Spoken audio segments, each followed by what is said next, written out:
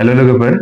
नोंथांमोननि सिगाङाव आं मोनसे भिडिअ लाना फैलायबाय बे भिडिअआनो जादों नोङो नोंनि स्मार्टफोनजों बोरै इलेक्ट्रिक बिलखौ पे खालामनो लोगोफोर नोंथांमोना नोंथांमोननि मबाइलजोंनो कारेन्ट बिलखौ पे खालामनो हागोन लोगोफोर नोंथांमोना कारेन्ट बिलखौ जुदि पे खालामोबा क्रोम ब्राउजारनि गेजेरजों पे खालामनो हायो आरो apdcl नि मोनसे एप्स दङ myबिजुली होननाय बे एप्सनि थ्रुयैबो नोंथांमोना पे खालामनो हायो आरो myबिजुली एपआवथ' नोंथांमोना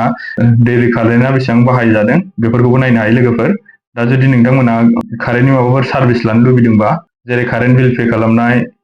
आरो दैलि कारेन्टआ बेसेबां कनजिउम जादों बेफोरनि सोमोन्दै मोनथिबाय थानो आपडेट मोनबाय थानो लुबैदोंबा myबिजुली एपखौ डाउनलड खालाम आं दिनै नोंथांमोननि सिगाङाव myबिजुली एपनि गेजेरजों बोरै कारेन्ट बिल पे खालामो बेखौ खोन्थालांगोन लोगोफोर आसा खालामो नोंथांमोना भिडिअखौ जोबजासिम नायगोन होननानै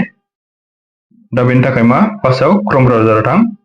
क्रोम ब्राउजाराव थांनानै myबिजुली एपखौ डाउनलड खालामनानै लागोन लोगोफोर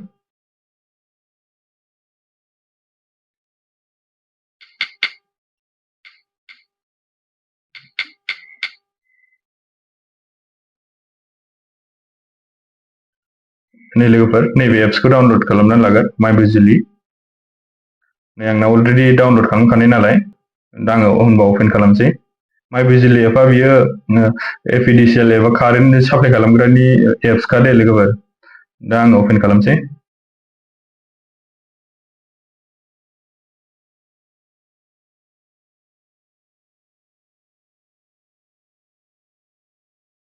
अपेन खालामबा जुदि नोङो लगइन खालामाखैबा लगइन खालामनानै लानो हागोन लोगोफोर जेराव कारेन्टनि कनजिउमार मिटार नाम्बार थायोना कनजिउमार मिटार नाम्बार बे नाम्बारखौ होबानो लगइन जायो लोगोफोर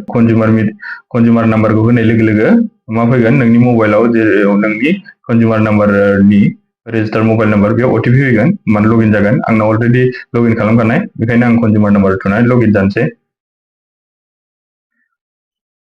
लगइन जानाय लोगो लोगो बेबायदि फैगोन लगइनाव थांनानै होमबा रिसार्जआव थां लोगोफोर लगइनाव थुखांनायनि उनाव रिसार्ज बे अपसनाव थां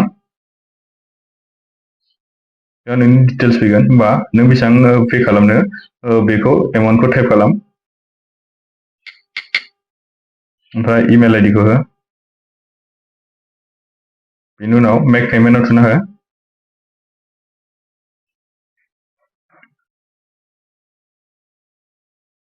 मेक पेमेन्टआव थुनाय लोगोनो प्रसिड टु पे बे थुना हो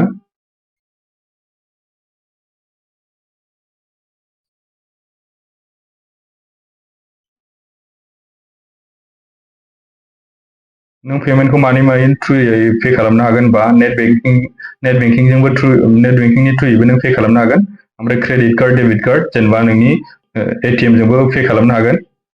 आरो नोंनि इउपिआइ जोंबो पे खालामनो हागोन ना लोगोफोर बा आं इउपिआइ जों पे खालामनि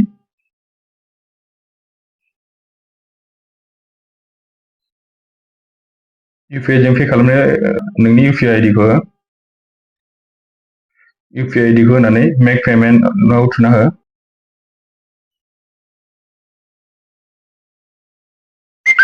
मेक पेमेन्टआव थुनाय लोगो लोगो नों